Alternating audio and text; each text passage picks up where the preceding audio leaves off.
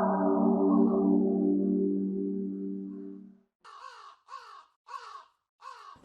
Akbar.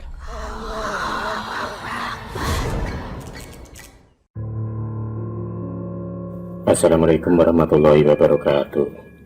Selamat datang kembali di channel cerita horor Bendy Story.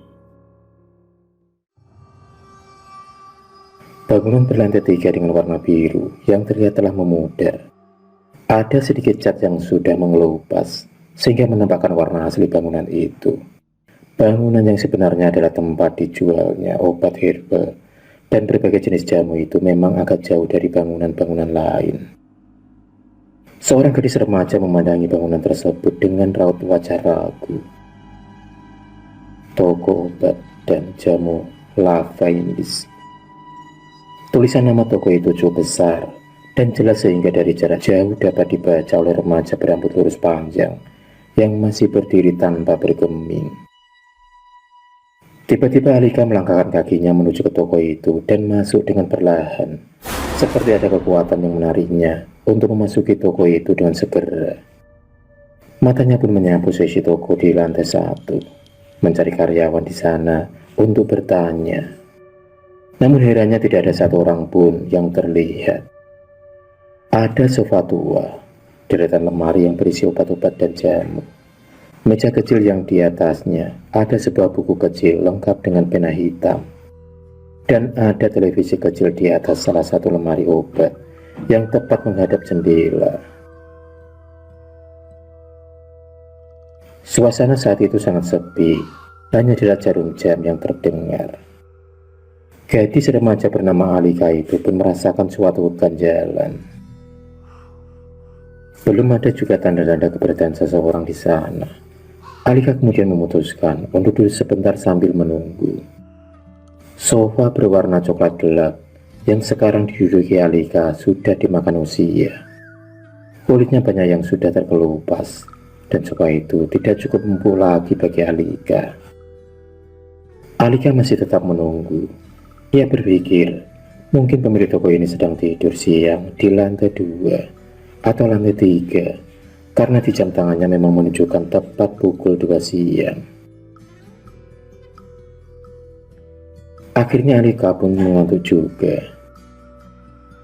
Alika berdiri untuk melihat keadaan di luar toko.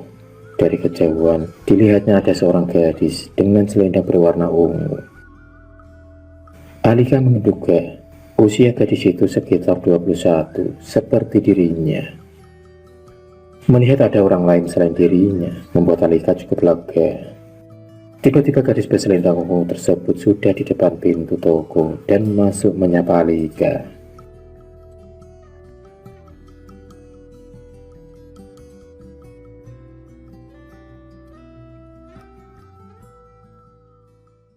Gadis itu pun bertanya kepada Alika dengan serius, dengan wajah dingin dan pucat. Gadis itu menanyakan apakah di sini menjual telapak tangan. Alika pun bingung mendapat pertanyaan dari sosok gadis tersebut. Alika kemudian menjawab, pemilik tokonya entah ada di mana. Jawab Alika yang tiba-tiba merasakan tubuhnya merinding dan keheranan dengan gadis yang sangat misterius di depannya itu. Gadis itu pun mengatakan bukan sarung tangan, tapi telapak tangan untuk tangannya. Kata gadis misterius itu sambil mengangkat tangan kanannya dan ditunjukkannya tepat di depan wajah Alika yang langsung pucat pasi memandangi tangan tanpa telapak tangan dan jari-jari. Tangan itu berlumuran darah dan menetes jatuh ke lantai. Tiba-tiba wajah gadis misterius yang pucat dan dingin itu telah berubah menjadi wajah seram berwarna hitam dengan bola mata meloncat keluar. Rambutnya sudah sangat berantakan dan pakaian putihnya berlumuran darah. Tangan kirinya dengan jari-jari berkuku tajam berusaha meraih wajah Alika dan berusaha mencakarnya. Alika pun begitu ketakutan, tubuhnya gemetaran sehingga tidak dapat menggerakkan kaki untuk berlari. Dengan jelas, Alika melihat wajah gadis itu yang sekarang berubah menjadi hantu menakutkan yang begitu dipenuhi dengan dendam. Seolah-olah hantu itu ingin membalaskan dendamnya kepada Alika. Alika tidak dapat melakukan perlawanan apa-apa. Matanya hanya terpejam, membaca surat-surat pendek yang dia hafal dan memasrahkan semua kepada Allah. Apa yang akan terjadi padanya? Beberapa detik pun berlalu, namun Alika tidak merasakan wajahnya dicakar atau dilukai hantu itu. Perlahan, Alika kemudian membuka matanya. Hantu itu sudah tidak ada, hilang. Alika pun terduduk lemas di lantai. Merasakan kelegaan yang begitu besar, Alika memikirkan suara hantu tadi yang menyuruhnya keluar. Apa hantu itu tidak menyukai keberadaannya di sini? Pikir Alika. Dari lantai atas, terdengar ada langkah kaki seorang menuruni tangga. Alika pun terperanjat dan membayangkan jika itu adalah hantu tadi yang masih ingin membunuhnya. Langkah itu semakin jelas karena sudah berada di lantai kedua. Keringat dingin dengan derasnya kembali mengaliri dan membanjiri tubuh Alika yang lemas. Rasanya ia ingin menangis. Alika lega karena itu benar-benar orang.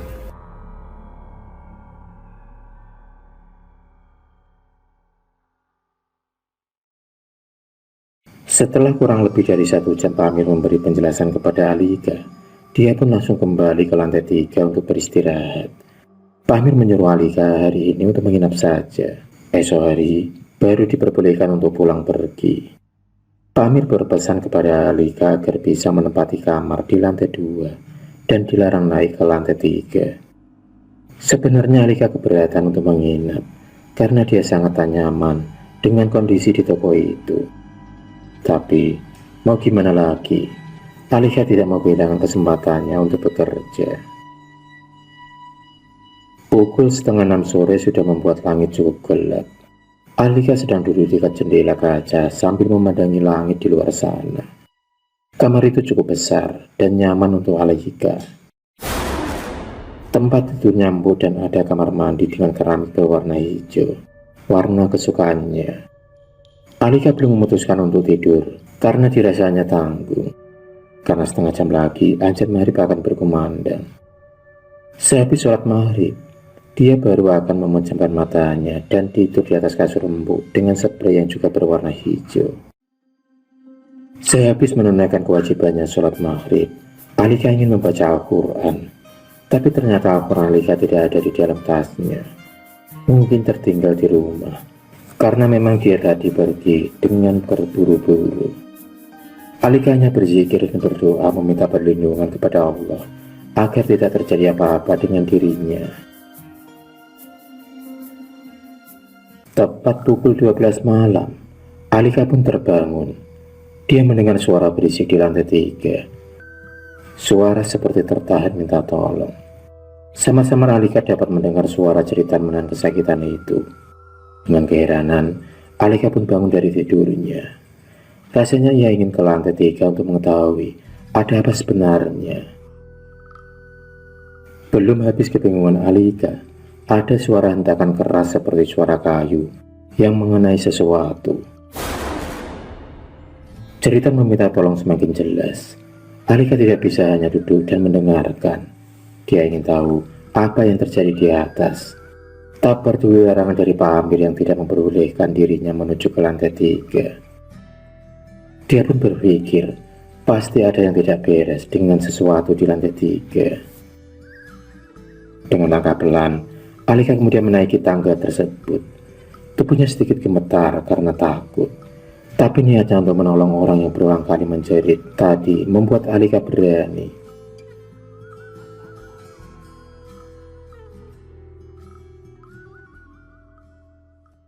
Ternyata di lantai 3 hanya ada satu pintu yang tertutup rapat. Pasti itu pintu kamar Pak Amir. Alika kemudian mendekatkan telinganya pada pintu. Benar, suara meminta tolong itu berasal dari kamar tersebut. Dengan refleks, Alika pun kemudian mengetuk pintu dengan keras. Alika kemudian meminta tolong untuk dibukakan pintu. Tiba-tiba suara tersebut berhenti. Sekarang hanyalah sunyi yang menguasai suasana. Akhirnya pintu pun terbuka dan terlihatlah Pak Amir. Pemandangan di dalam kamar Pak Amir membuat jantung Alika seakan meloncat keluar. Seorang wanita muda telah mati terkapar di atas kasur yang berspray putih. Namun warna putihnya sudah berubah menjadi merah karena darah yang mengalir dari tangan kanan wanita itu, yang tidak ada lagi telapak tangan dengan jarinya. Tepat di atas bantal, telapak tangan yang terpisah itu seolah dibungkus plastik bening yang kotor oleh darah yang masih keluar sedikit demi sedikit. Seketika Pak Amir menarik tangan kanan Alika dengan sangat kuat. Diambilnya pisau besar dan tajam yang masih berlumuran darah segar dari atas meja, kemudian mengarahkannya ke tangan Alika, berusaha memotong tangan Alika dengan kesetanan. Alika kemudian menendang tepat di bawah perut Pak Amir dan dia bisa terlepas dari cengkeraman tangan manusia tak berarti tersebut. Cepat-cepat, Alika pun berlari menuruni tangga sampai ke lantai paling bawah. Pintu keluar terkunci. Alika pun ketakutan. Ia ingin segera keluar dari toko itu, tapi semua pintu terkunci. Jendela kaca sudah dipecahkan, namun tali besi menghalanginya untuk bisa keluar. Dia kemudian menjerit-jerit meminta pertolongan, berharap ada orang lewat dan mendengar ceritanya. Tapi keadaan di luar sangat gelap dan sunyi. Alika hanya bisa menangis membayangkan sebentar lagi Pak Amir akan memotong tangannya, yang pasti akan mengenai urat nadinya, dan pada akhirnya nasibnya akan sama seperti wanita yang tadi dilihatnya, mati dengan tak layak. Terdengar langkah Pak Amir menuruni tangga sambil memanggil-manggil namanya. Kini Pak Amir berada di hadapannya dan siap-siap mengeluarkan pisau tajam ke arah tangan Alika. Alika berhasil mengelak. Hanya lengannya sedikit tergores dan mengeluarkan darah segar. Alika kemudian berlari menghindar ke arah belakang sambil menahan darah yang keluar dari lengannya dengan sapu tangan.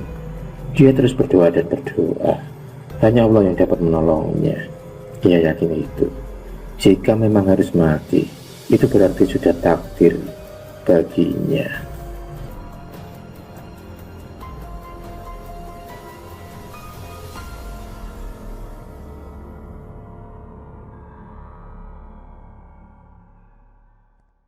Terdengar jeritan keras. Alika menoleh ke belakang dan perlahan menuju ke depan. Pandangan menakutkan menghiasi penglihatannya.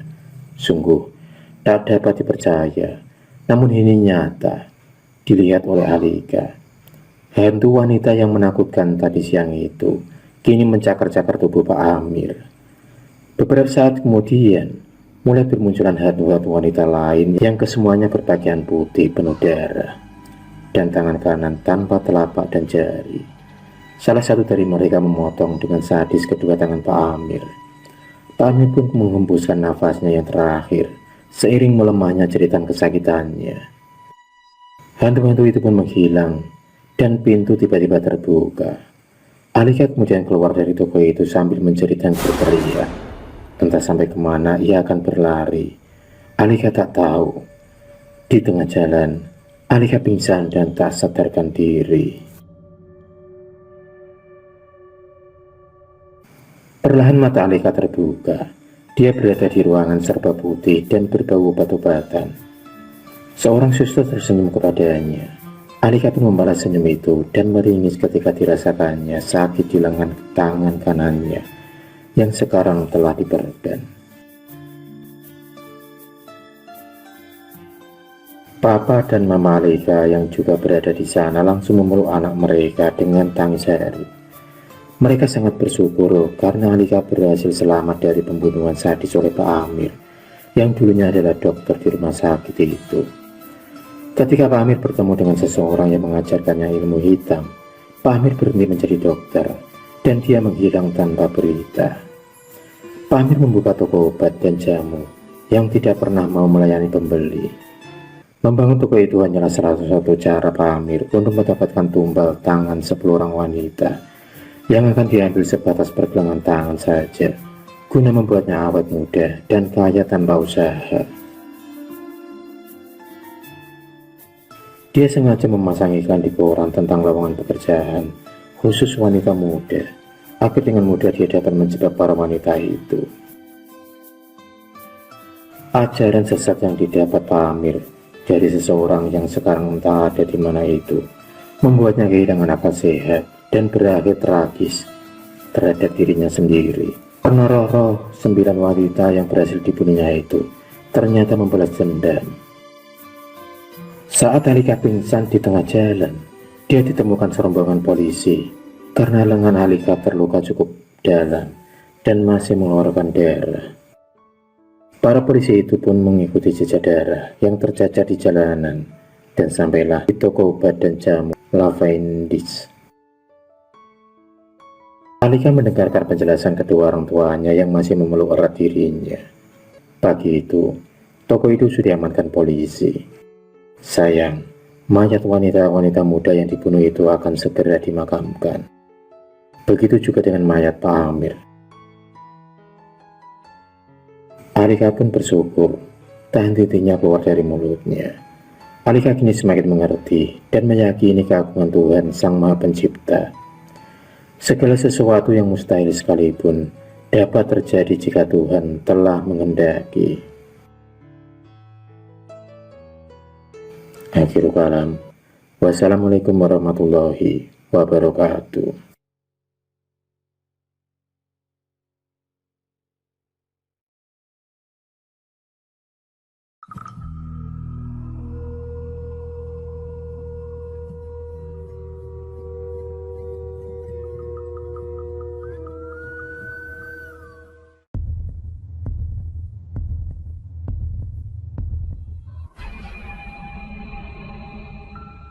Terima kasih sudah menonton video cerita bergambar ini.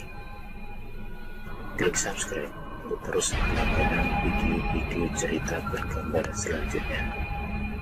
Semangat berkarya.